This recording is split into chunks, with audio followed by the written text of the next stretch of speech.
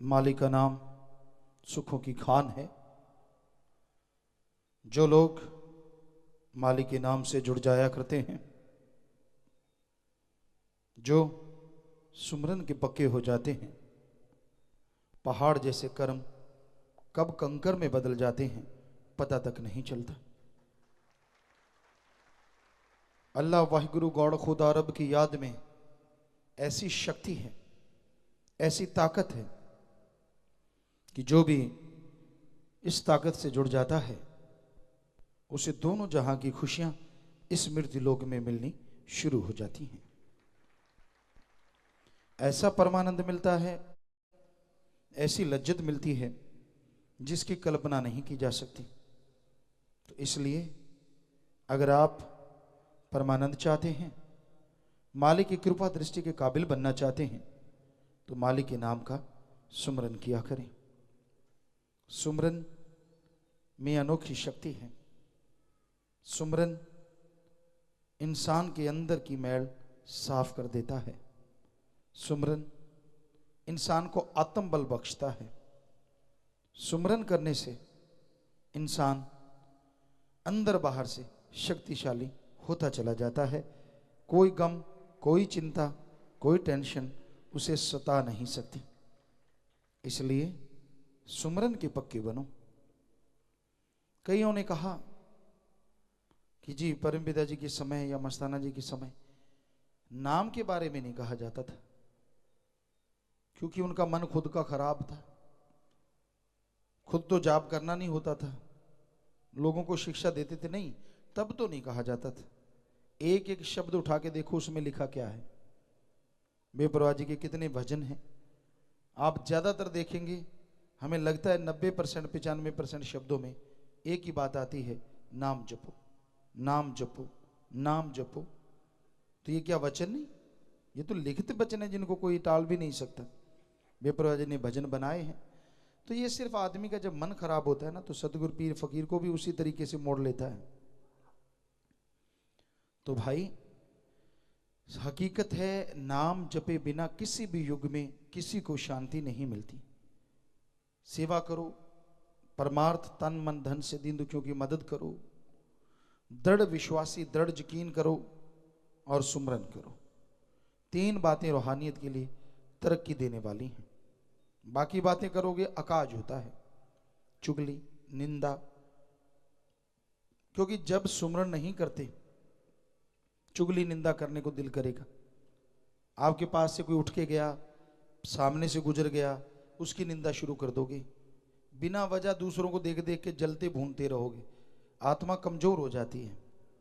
सुमरन से ही आत्मबल आता है, सुमरन से ही आत्मिक शक्ति आती है। इसलिए सुमरन जरूरी है। सुमरन किया करो, भक्ति किया करो, तो आत्मविश्वास आएगा, सहने की शक्ति आएगी, और उसके द्वारा ही आप मालिक की कृपा पात्र बन पाएंगे।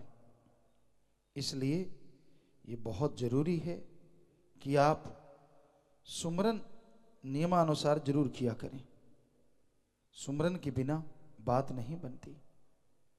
चाहे घंटा सुबह शाम या आधा घंटा सुबह आधा घंटा शाम, सुमरन भक्ति में ही शक्ति है।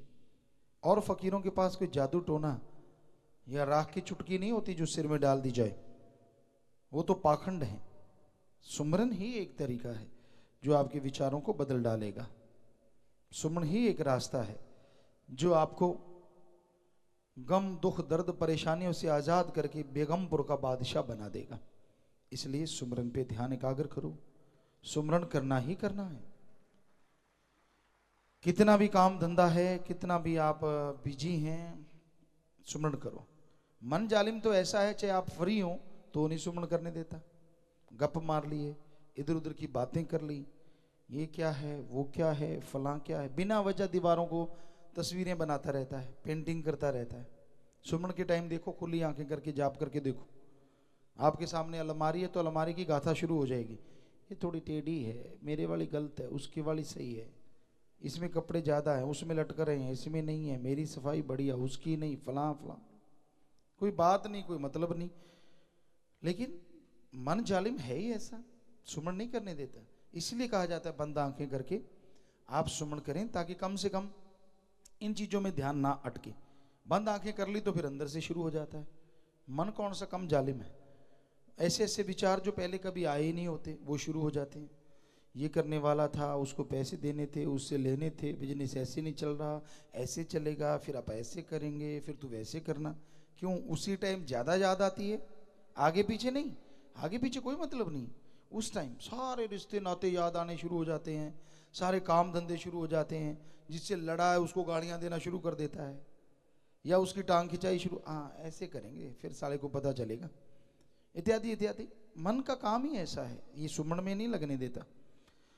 तो इसलिए करते रहो सुमरन। जो सुमन कर लोगे, ये मन में ताकत नहीं है कि, या मन में तो क्या, काल महाकाल में भी ताकत नहीं है कि जो आपने सुमन किया उसको खत्म कर सके, क्योंकि वो अल्लाह वाहिगुरु का सुमरन है, उसे कोई खत्म नहीं कर सकता। जितना आपने कर लिया वो आपका हो गया, और उसकी खुशियों के हकदार भी आप जरूर बनेंगे।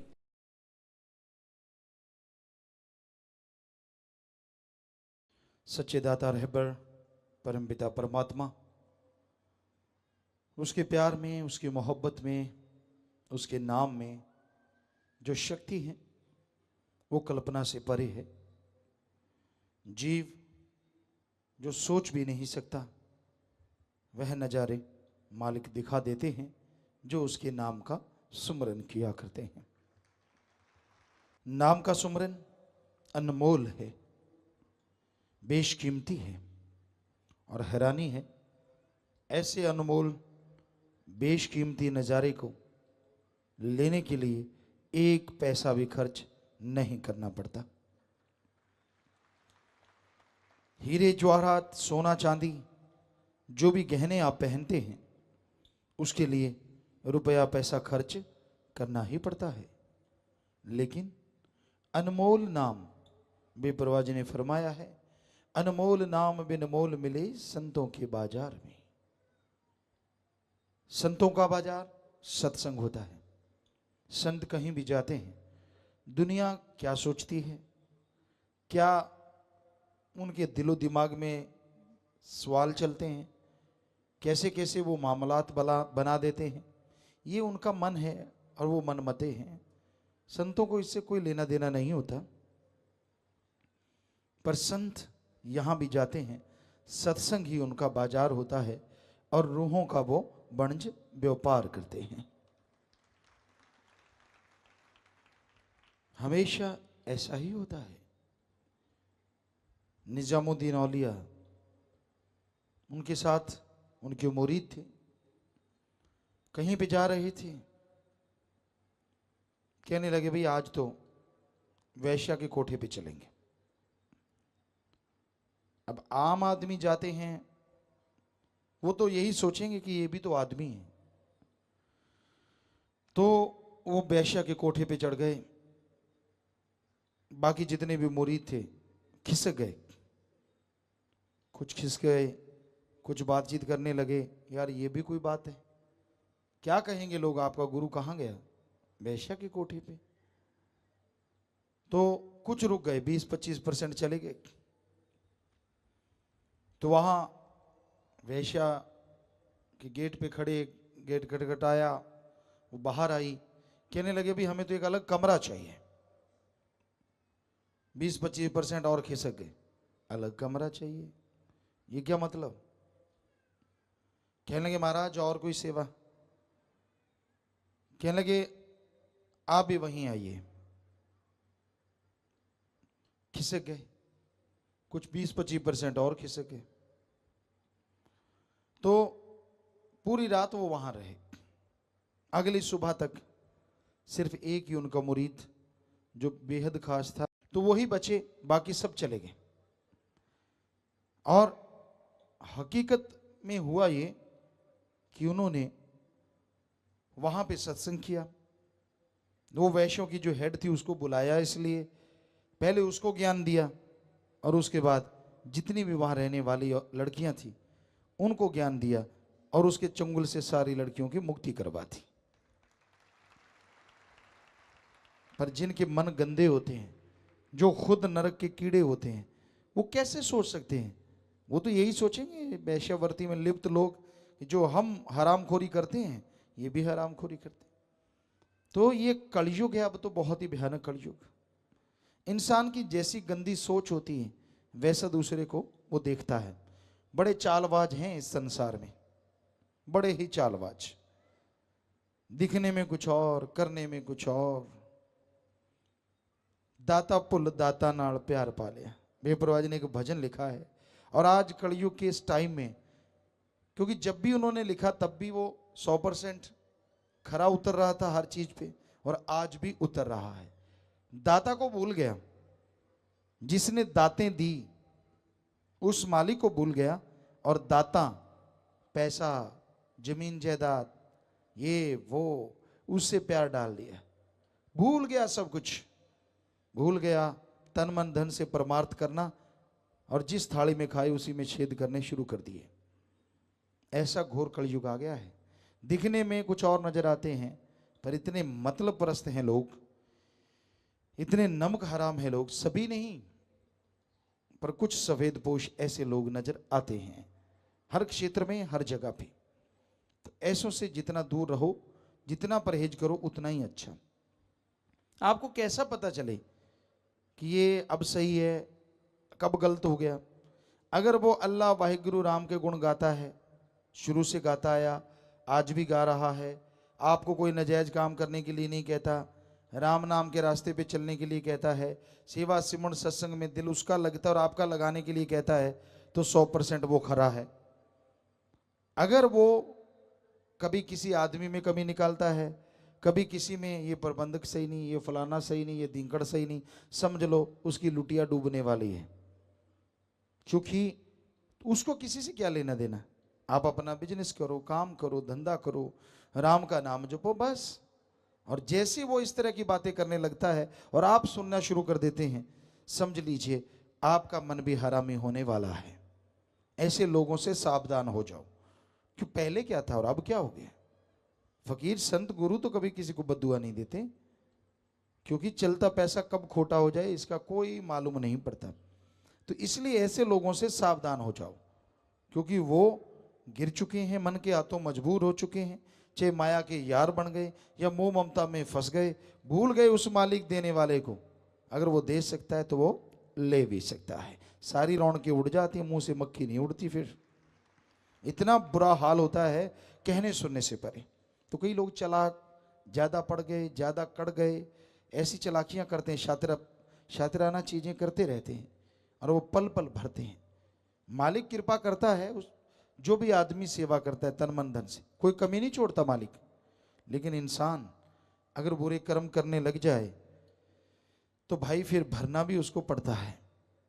तो इसलिए आप सुमरन करें, भक्ति इबादत करें और ऐसे लोगों से हमेशा सावधान रहें जो क्यों किंतु परंतु में ही उलझे रहते हैं। वो उनकी भक्ति करी कराई चली जाती है। मालिक हालांकि जो भी तन मन धन से सेवा की उसका कुछ छुपा के नहीं रखता, दे देता है। लेकिन आदमी अगर अपनी झोली ही फाड़ ले तो दिया हुआ सारा धीरे धीरे गिरता है और कई बार एकदम भी गिर जाता है। तो इसलिए भाई ऐसे लोगों से सावधान रहो, अपने मन को हावी ना होने दो, सुमरन करो, भक्ति इबादत करो, मालिक से मालिक को मांगो और मालिक से मालिक की औलाद का भला मांगो, भला करो। और जो राम नाम में चलें उनका साथ दो, उनकी सोहबत करो। जो क्यों किंतु परंतु अपनी अकल का ज़्यादा दखल दें, अपने आप को ज़्यादा होशियार समझ के अजीबोगरीब बातें करें, समझ लीजिए वो आदमी गिरा हुआ है, सिर्फ दिखावा मात्र कर रहा है। उसमें भी उसका कोई पैसे का मतलब होगा या कोई और मतलब होगा। तो इसलिए ऐसे लोगों से बच के रहो, राम नाम से जुड़े रहो। सदगुरु मौला के वचन, साईं मस्ताना जी महाराज परम पिता दाता रहबर के वचन अब भी करवाते उन्हीं के वचन कि सच्चे सौदे के मुरीद को ना अंदर कमी रहे ना बाहर, दोनों जहां की खुशियों से माला माल होते रहोगे। और अब तो कई गुना बढ़ चढ़ के खुशियां बरसेंगे ही बरसेंगे। धन सतगुरु तेरा ही आशा सभी साध संगत जी से निवेदन है कि मेरा चैनल जरूर सब्सक्राइब करें जी। धन धन सतगुरु तेरा ही आसरा।